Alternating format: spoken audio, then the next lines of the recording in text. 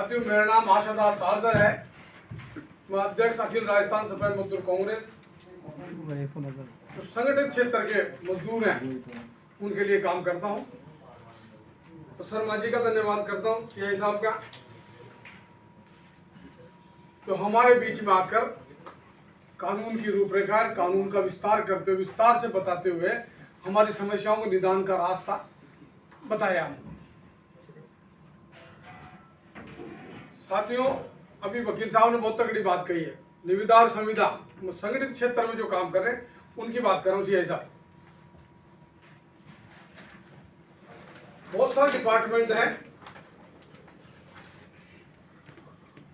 पूरे राजस्थान के विभाग।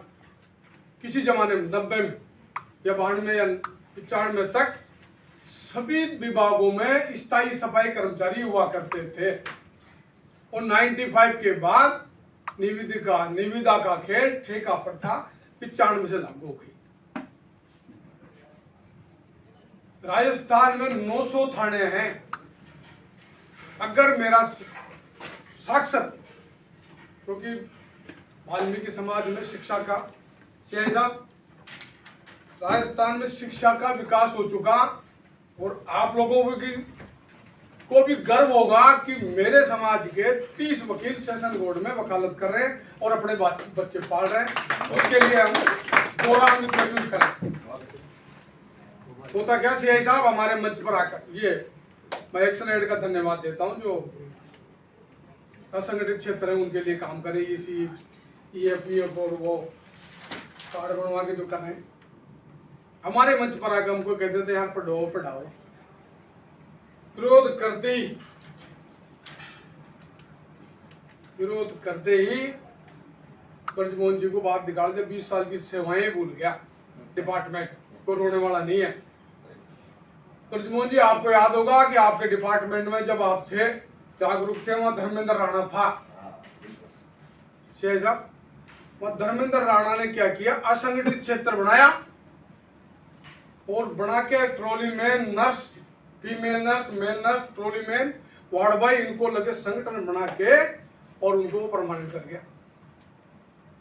मेरी उससे मुलाकात हुई, मैं गया, तो मैंने उससे बात की, यार दादा ये सफाई कर्मचारी क्यों शामिल करें इनको, यार मेरा क्या लेना देना है।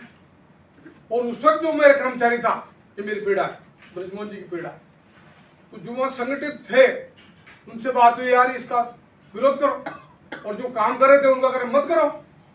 लेकिन कुल मिला के हम रह गए, वो पा गए। सीआई साहब, कोरोना काल में तुम्हारे बाप दादा मर गए, हाथ ही नहीं लगाया, औलाद के हाथ नहीं लगाया। एक वाल्मीकि सफाई कर्मचारी था जो उठा के लेकर शमशान में छोड़ गया। अब आपको ये भी पता नहीं था क्या उस लाश में, बोरे में क्या था। और हमको क्या मिला, 18 में भर्ती के नाम के रूप में 16%, 18%, 22%। पवन जी ने बता दी, सब नौकरियां लग गई।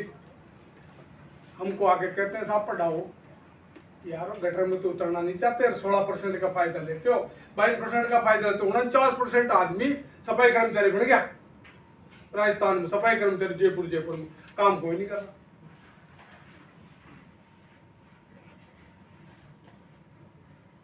और शिक्षा का जो मापदंड है, हम कब पढ़ा पाएंगे जब हम आर्थिक रूप से संपन्न हो। अब आर्थिक रूप कहाँ होंगे, 200 रुपए की हाजिरी। दिन भर में एक परिवार में 100 रुपए का दूध आता है एक दिन में। सुबह से लेकर शाम तक को मेहमान आ गया तो फिर 25 रुपए की थैली, बीत की को शाम को फिर आ गया तो फिर साथ लेकर आता मेरे जैसा मजदूर। तो 100 रुपए तो गए वो, और 100 रुपए गए मजदूरी की। क्या मिला, ये तो बढ़िया है कि 300 यूनिट फ्री है, तो कम से कम बिल आ रहा है। अगर वो सरकार ने कर दिया गड़बड़ तो हालत खराब हो जाएगी, कनेक्शन काट देंगे, बिजली चोरी के मुकदमे बढ़ेंगे, पुलिस का और वकील का फायदा हो जाए। पुलिस पकड़ेगी, वकील छुड़ाएगा, हम फिर मारे जाएं।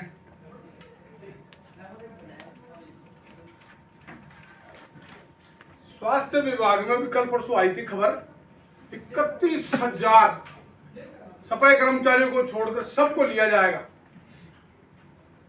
मैं पहले भी निवेदन कर चुका कि मैं संगठित क्षेत्र की यूनियन चलाता हूँ, विज्ञापन टाइप करके लाया हूँ। और मुझे खुशी है कि मेरे मजबूत साथियों के साथ 2018 से मैं लगातार निरंतर लगा हुआ हूँ कि सभी डिपार्टमेंटों में भर्ती करें, और उस बात को एक्शन एड के माध्यम से, शर्मा जी के माध्यम से, सीआई साहब के माध्यम से, मेरे साथी पवन जी के, महेंद्र जी, विनय जी, भाई ब्रजमोहन जी, भाई योगेंद्र गठरा जी के माध्यम से ये बात निकल के आई कि सभी डिपार्टमेंट में भर्ती होनी चाहिए।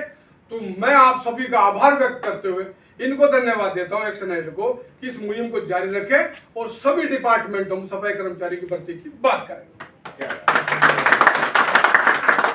मैं राजस्थान में अखिल राजस्थान सफाई मजदूर कांग्रेस के नाम से 52 शाखाएं चलाता हूँ शर्मा जी, लेकिन मैं मेरी 52 शाखाओं के साथ जो आपका मुहिम है श्रमिक सहायता, जो खुले में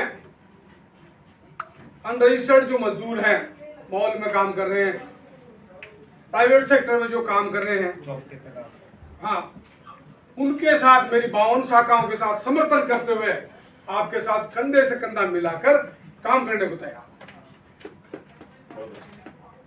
हम इस समाज में पैदा हुए हैं और इस समाज का भला करने के लिए हमको समय का त्याग करना पड़ेगा, समय देना पड़ेगा, और सबसे महत्वपूर्ण समय ही है अगर हम समय बैठकर, सीआई साहब ने एक बात कही थी, बैठते हम लीडर हैं,